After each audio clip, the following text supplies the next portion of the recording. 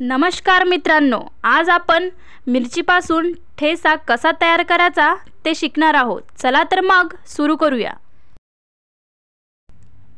हे मिरची फ्रीज मध्ये ठेवू इथे असा प्रकार झाला आहे। असा प्रकार तुमच्या पण सोबत घडत असेल, म्हणून याच मिरच्यापासून आपण ठेचा तयार करणार आहोत। चला तर मग सुरू करूया। सर्वात अगोदर मिरचीला स्वच्छ पाण्याने धुवून घ्यायचे आहेत। सामग्रीकडे वळूया। लसणाच्या पाकळ्या घ्यायच्या आहेत, 1 चम्मच जिरं घ्यायचे आहेत, थोडे शेंगदाणे घ्यायचे आहेत आणि 1 चम्मच मीठ घ्यायचे आहे।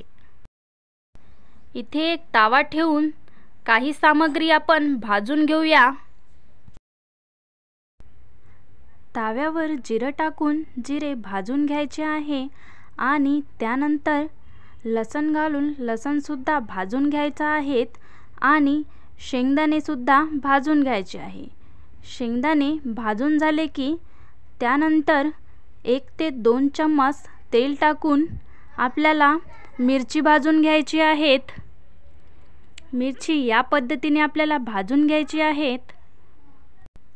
एक मिक्सरचं भांडं घेऊन त्यामध्ये भाजलेली मिरची टाकायची आहे।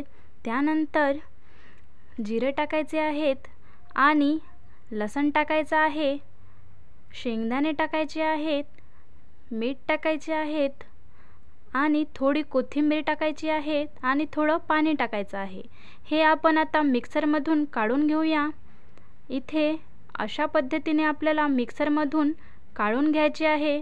आता तडक्याची तयारी करूया। 2 चम्मच तेल घातलेलं आहे। तेल छान गरम झाले की कढीपत्ता घालावा आणि थोडी मोहरी घालावी। मोहरी छान फुटायला लागले की इथं तडक्याचे तेल रेडी झालेले आहेत।